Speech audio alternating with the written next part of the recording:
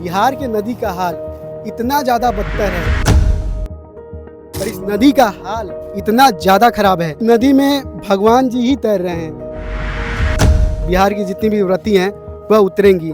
Election में और ज़्यादा नज़रअंदाज कर दिया गया। दिवाली बीत चुकी है, पूरा देश दिवाली के बाद सूना पड़ जाता है, मार्केट से रौनक चली जाती है। पर बिहार एक ऐसा राज्य है जहाँ पर दिवाली के बाद ही रौनक आती है। उसकी वजह है छठ। छठ बिहार का एक बहुत बड़ा महापर्व है। छठ एक ऐसा पर्व है जहाँ पर व्रती एक महिला अपने परिवार के सुख शांति के लिए व्रत रहती है, बिना पानी पिए निर्जला व्रत, और डूबते हुए सूरज को अर्घ देती है नदी में उतरकर।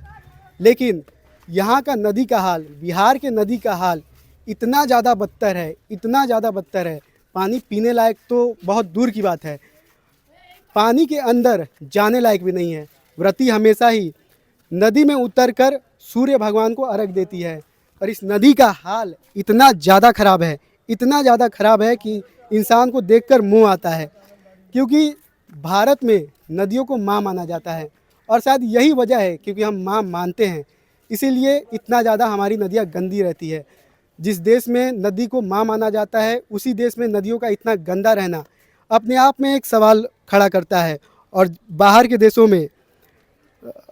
देशों में जहाँ नदियों को माँ नहीं माना जाता, वहाँ की नदियाँ ज़्यादा प्योर रहती हैं, ज़्यादा पवित्र रहती हैं। और इस नदी में भगवान जी ही तैर रहे हैं। ज़्यादातर हमारे अपने धर्म के लोगों ने ही इस पूरे नदी को गंदा किया हुआ है, पूजा सामग्री गंदे तरीके से फेंक कर। और अभी हम आपको इस पानी निकाल कर दिखाएंगे कि यह पानी कितना ज़्यादा गंदा है।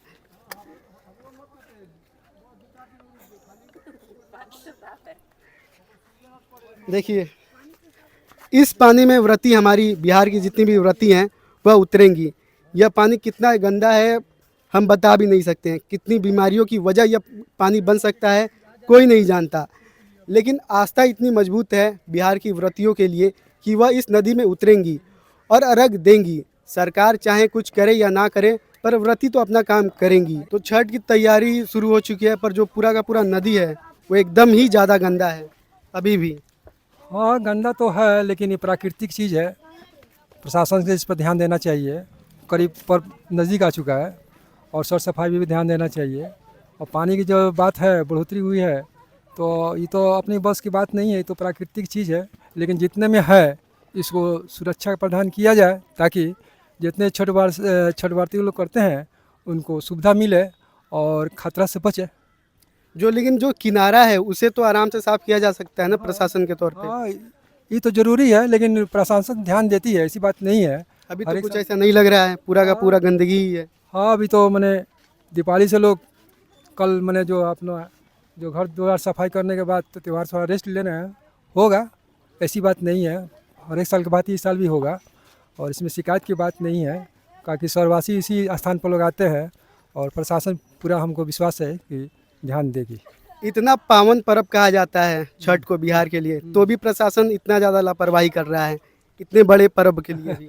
ऐसी बात नहीं है, सरकार का इस पर ध्यान है और थोड़ा सा लेट हुआ है, लेकिन इसको तैयारी में वो लोग लगे हुए हैं। और चूँकि अब मैंने थोड़ा सा जनता को संतोष होना चाहिए कि ताकि सरकार का भी ध्यान अपने ओर खींचे।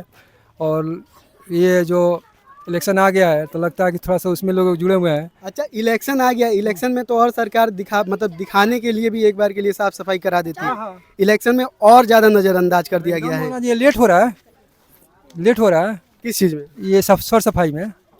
और हो सके तो जितना जल्दी ये लोग कार्य किया जाए ताकि जनता का विश्वास बढ़े, यही हमारी ये है। फिर भी इलेक्शन में भी दिखावे के लिए भी सरकार कुछ भी नहीं कर रही है। नहीं करती है, ऐसी बात नहीं है।